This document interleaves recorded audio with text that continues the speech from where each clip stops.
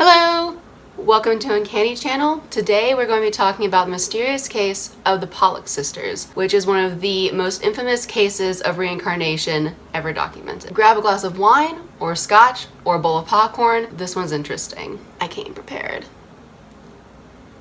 In order to understand this story, the first thing you have to understand is the concept of reincarnation. Reincarnation is the belief or the concept that when your physical body dies, you're reincarnated into another physical body. You're like John Doe and you're 45 and you die of a heart attack and it's very sad. And when you die, instead of going to heaven or to hell or ceasing to exist, your soul is taken up by a person who is being born. So this weirdness is all about these two sisters, but the weirdness starts with their dad. Their father, John Pollack, is born in 1920 to the Church of England. That means Protestant.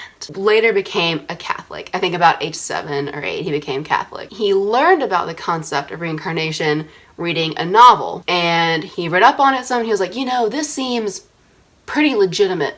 And he got it in his mind, like, I want God to send me a sign that reincarnation is real because I really want to prove the priests wrong. Which is kind of cute, which is like such a little kid thing, like, I just want to be right. I want God to send me a sign that I'm right. I'm so smart because I'm a kid. And then the mother in this story, Florence Pollack, was raised Salvation Army, which, researching this story is when I found out that Salvation Army is not just a charity, but also a church. It's like a denomination. I didn't know that. I just didn't know that. And I'm sorry if maybe everyone else knows that, but I didn't know that. When she got married to John, that's obviously like someone's got to convert, and she was the one that did. So she became a Catholic upon marrying John. So you have this really nice, this pretty decent like Catholic couple, have 2 sons. And then in 1946, they have their first daughter, Joanna. And then in 1951, they're blessed with their second daughter, Jacqueline. The girls are extremely close. The parents are not really around because they're very busy. They have like a milk delivery business that takes up a lot of their time. So the girls are kind of like depending on each other for entertainment. They live with their grandmother a lot of the time, or they're at least being babysat by their grandmother a lot of the time. They like play together. The older one looks after the younger one. They spend all of their time together. They walk to the store together. They walk back together. They are tight. Joanna, the older sister, really likes to mother her little sister. She like looks after her. She's always like fixing her clothes. She has a very much of like a mother role. They do typical little girl things. They put on costumes and put on little plays for the grandmother in the living room. It's all very sweet and cute and normal, but they're also really not normal because they say a lot of cryptic stuff that's kind of unsettling. Especially Joanna is spending all her time like, I doubt that I will ever be a lady. Take that as you will. Which her family obviously took to mean, I'm not going to grow up. That's foreshadowing. Another piece of foreshadowing that's kind of not foreshadowing, but will matter later, is that Jacqueline, this is the little sister, has a gash above her right eye. And I found a lot of conflicting reports. Some people said that she like fell and hit her head on a bucket, which is really specific. And then there were people who said she fell off a bike. It could be any kind of accident. Basically, when she was a little girl, she had an accident. She got a gash above her forehead, and it's a really obvious scar above her eye that gets more prominent when it's cold. Jacqueline also has a birthmark like on her waist, like a dark round birthmark on her waist. And everyone in the family knows about it. It's like super obvious. It was about to get really sad. On May 1st in 1957, the girls are walking to church with their friend, Anthony Layden, and a car comes careening around the bend, and the children have no way to escape. They're walking down a sidewalk that has a wall next to it, and the car hits the children, and all 3 of the children are killed instantly. So this case got a lot of attention in the media because, it's from a couple of sources, so I can't like super confirm, but allegedly the woman who was driving the car was a mother who had just lost her child and had taken a bunch of pills, like anti-seizure pills, driving around with the intention to get into a fatal car accident or take her own life. I don't know if that's like 100% accurate. It's just, that's what I read. So I thought I would, grain of salt it. So obviously the Pollack parents are devastated. They have just lost both of their daughters in a horrible accident in a way that is far too violent for a child to die. and they both dealt with it in different ways. So Florence Pollack clammed herself up and she didn't want to talk about the girls. She didn't think about them. She put all their stuff into boxes and put it in the attic and didn't think about it and was like, that part of my life is closed now. John, on the other hand, was like, their spirits are in the attic. On the day of the accident, he felt a vision from heaven foretelling his daughter's deaths, and that after they passed, he could feel the presence of their spirits up in the attic. He spent a lot of time up in the attic room where he believed that his daughter's spirits were now living. He claimed that he could see them and hear them. Everyone has their own way of grieving, and it's such a I understand, but also this kind of is setting the scene for what's coming next, because John begins to believe that the loss of his daughters is punishment from God for asking God to prove himself by sending a sign of reincarnation.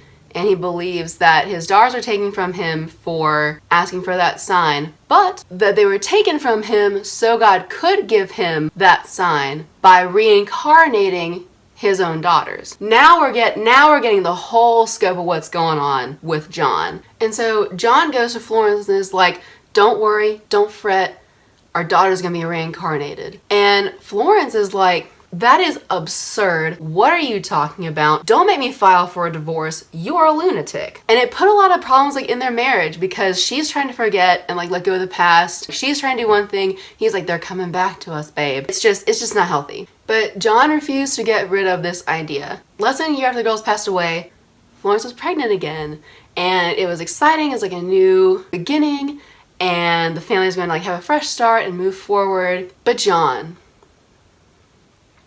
is like, this is my daughters coming back to me. He's telling Florence, you're gonna have twins, and it's gonna be Jacqueline and Joanna, and we're gonna have our girls back. And he's super stoked, and it kind of seems like he's wrong. Florence is like, it's not gonna be twins, John. And his family members are like, twins don't run in our family. It's not gonna be twins, John. And the doctor's like, I can only hear one heartbeat. I don't think that it's twins, John. But then, on October 4th, 1958, Florence gives birth to a happy, healthy, strong set of twin baby girls. Point for you, John. The odds are stacked against you on that one. I mean, cheers. That's a hell of a coincidence if it's a coincidence. Damn. I'm gonna disclaimer right now that I may be pronouncing one of these twins' name wrong. One is Jennifer, which is pretty obvious, and then the other is Gillian, but with a G, which makes me feel like it's probably Gillian. But you have Jacqueline, Joanna, Jennifer. I feel like it's probably Gillian. So if I'm saying it wrong, I'm sorry. I'm doing my best with the context clues here. When these twins are born, there's a few oddities that are noticed about the new children. For example, Jennifer has a mysterious scar above her right eye and a brown birthmark on her waist. So another point for John, 2 points for John, because what are the odds? So 3 points for John. So that's the first weird thing. And a string of weird things that could be coincidence, could be reincarnation, could be fate. Who knows? Open mind this next stuff, because it's going to be a little odd. So shortly after the twins are born, they're not even a year old yet, the family moves to Whitley Bay, which is about 30 miles, 50 kilometers. And by the time the twins are 2 years old, they're already asking their parents for very specific as a 2-year-old can be, I don't know, very specific toys that their sisters played with when they were alive. And according to the parents, they had never brought the toys down from the attic. They had left them up there with all of the girls' other stuff that they kept and didn't tell their new daughters about it, which I don't know how much you can tell a 2-year-old, but they had never allegedly seen these toys before, but they're asking for them very specifically. And when the parents gave them these toys, they went for very specifically the ones that went with their associated twin. So Jennifer went for Jacqueline's stuff, Gillian went for Joanna's stuff. The way the parents described it is that they knew whose toys were whose without needing to discuss it with each other. They just knew, they went to this one is mine, this one is yours, this one is mine, this one is yours, this one is yours. But actually, this one is mine. When the twins are about 4, the family returns to Hexham for a visit. Hexham is where they lived when the accident happened. They return to Hexham for a visit, and immediately the girls are aware of the layout of the town without having ever been there before. They asked to go to a very specific corner in a very specific park and describe what it looks like, and the parents are like, that's where we used to take the girls to swing or whatever. And while they're walking around the city, they pass a school, and the girls insist that they used to go to this school, which obviously they're 4. They have not really been to a school, you know, not here for sure. They're like, used to go to this school, and it's the school. I think you can tell, I think you can predict. It's the school that Joanna and Jacqueline went to. Oh. And as they're going around as well, Gillian is like, by the way, I remember this house. There's a house in my mind. And she's describing this house, like the front of the house and the way it's laid out. And John and Florence are like, oh snap, that's the house that we lived in when the girls passed. Why do they know that? There's a lot of examples like this of the girls saying things or doing things that they, according to the parents, they couldn't possibly know unless they had been there or seen it, which they had not. There are way more examples than this. These are the ones that are like kind of the more well-known ones. But it is going to get creepy from this is the point where it's going to be creepy. The girls start saying things that indicate that they have a really detailed and gruesome understanding of the accident that killed their older siblings. Not just, my sister was hit by a car, but saying it to each other as if they can remember it happening to them. So, for example, Florence walks in on Jennifer and Gillian playing, and she sees Gillian holding Jennifer's head and telling her, there's blood coming out of your eyes from where the car hit you, which is apparently kind of factual. According to John, he had viewed the bodies after, obviously, to identify them, and Jacqueline, the one who had the scar and the birthmark that Jennifer is allegedly supposed to be, did in fact have a head injury that caused some blood on her face that maybe was coming from her eyes. I didn't see any official report that confirms that. For now, we're taking this all as fact. So take it as fact. That happened. And that's what these girls are role-playing as now, even though they allegedly have never gotten any information about this accident. They also developed an extreme fear of moving cars to the point that if there was a car far down the street that had no possibility of coming at them and hitting them, they would start to scream and panic and say, the car is coming to get us. So by this point, the case of the girls has gotten a lot of media attention. Enter Ian Stevenson. If you're into the paranormal and reincarnation and learning about it and stuff, you probably already know who this person is. Ian Stevenson worked for the University of Virginia School of Medicine for over 50 years, and he's the founder of the Division of Perceptual Studies at that university, which studies the paranormal. He had a lab that was very focused on reincarnation, and he wrote many books about it and approached it in a seemingly very scientific way. I mean, we're talking about something paranormal and something that is spiritual that cannot be measured. So as scientific as you can be, but he had a very scientific method style way of examining these cases, reviewing the evidence, but he's into it. He's obviously interested. Grain of salt, this guy too, but he's doing more than most as far as searching for validity. So Ian Stevenson hears about this girl's case in 1958. There's still 4, and he comes to the family and is like, would you allow me to review your case and study it? And they're like, yes, please do. So he comes to the family's house, he interviews the girls, the parents, he takes notes of all the physical markings and all of the anecdotes of the girls knowing things that they shouldn't have known. He was particularly interested in the fact that the girls were identical twins, but only Jennifer had distinct birthmarks. And he took this as a sign that this might be a really strong evidence that they're reincarnated. So based on the anecdotes and the birthmarks, and the interviews and everything else, he concludes that the girls are in fact reincarnations of their deceased sisters. When it comes to children that have been reincarnated or allegedly reincarnated, there tends to be a pattern of really strong memories when they're very young, and then as they get older, the memories of their previous life begin to fade, and eventually they don't have those memories anymore. And that happens to the Pollack sisters too. When they're about 5, they start to lose their memories of what their previous life in Hexham was, memories of the accident, they lose their memories of what their life was like before. By the time they get to be like 10, maybe early teenager, they don't really have any of those memories anymore and don't remember remembering, except for family members telling them, hey, remember when you used to be like, oh, I'm bleeding from my eyes? No, I don't remember that. That's really terrifying. Like, yeah, you were terrifying. Outside of family members telling them that that had happened, they don't remember even having had those memories in the first place. After Stevenson came and they started losing their memories as they got older, they lived totally normal lives. They like bebopped around town and dated and like went to school and like whatever else.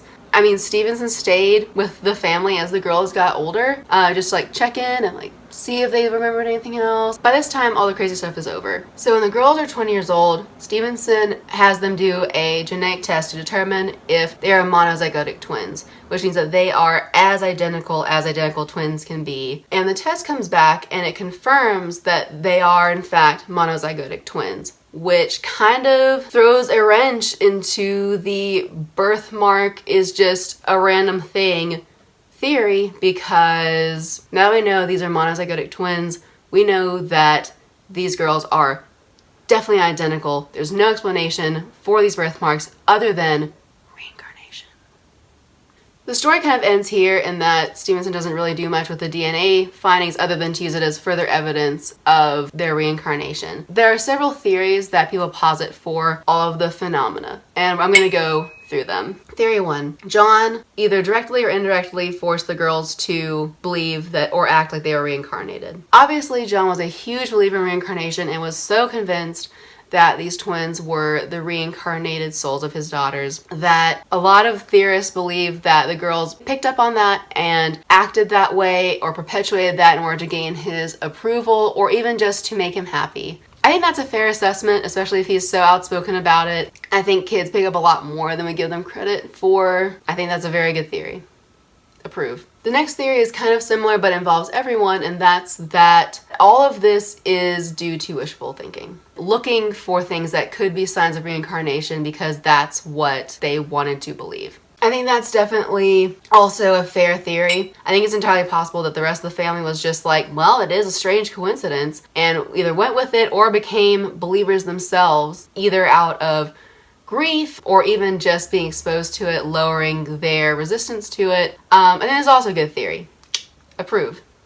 The third theory is also not that the girls were not reincarnated theory, but this theory is based on the media and the family, in that the girls incepted the details of their sister's case because it was so popularized in local media. They saw pictures or came across old articles. They may have been saved by the family. They may have seen the dolls or the toys before and just like assumed, like, oh, I like this one, or seen old family photos like, oh, she used to play with this one, and so on and so forth, and mimicked things that they subconsciously absorbed from their environment and enacted things that they overheard, and that is why the things that they did and said were so similar to not only the accident but also the way their sisters behaved, is by hearing the family talk about their sisters. I think this is also pretty good. I think it's a lot of, if we're going to assume based on this that everything they said actually happened, as far as like the things they said that were like coincidental, like, oh, how would they know that? I think that's a lot for 4-year-olds to absorb and regurgitate. Like maybe one or two things, like knowing about the car accident happening, or knowing about like what the house looked like, maybe from old photos of the house. But like to assume that they knew all these things is kind of a stretch for how much can a kid really perceive and like reflect. I don't know. Maybe it's not. I don't really know that much about kids, but I feel like it's a lot. I think it's a lot. I just feel like it's a lot. But like it's not bad. Like it's definitely a good theory. Like, you know, like I mean 75% approved, you know. I mean that's fine. Yeah, approved. It's a good theory. It's fine. But the last theory is they were reincarnated. Their sisters passed away really tragically, and their parents were grieving really hard, and the girls' spirits came back to them. And it's exactly what it seems like it is, and that's why they have the birthmarks, and that's why they know all these things and can describe all these places they've never been and can give details of this accident that were never released publicly. That's the final theory, is that they are reincarnated. I'm not going to say approved or disapproved because we're talking about something very metaphysical and not measurable, and I don't know if reincarnation is real or not. It could be. It may not be. It kind of, it depends. So, reincarnation theory is kind of, okay, yeah, approved. You can go for it. Reincarnation of theory approved. Reincarnation theory approved. Whether you think that this is the most compelling case of reincarnation or not, the case of the Pollack sisters is definitely one of the most well-known cases of alleged reincarnation. And now that we've talked about all the different aspects of this case and, I've given you the evidence and the arguments on either side, the most important question is, what do you think? Did John convince himself out of grief that his daughters were reincarnated? Did he force it on his family in order to fit his narrative? Is it all just a coincidence? Were they really reincarnated? And most importantly, do you believe in reincarnation?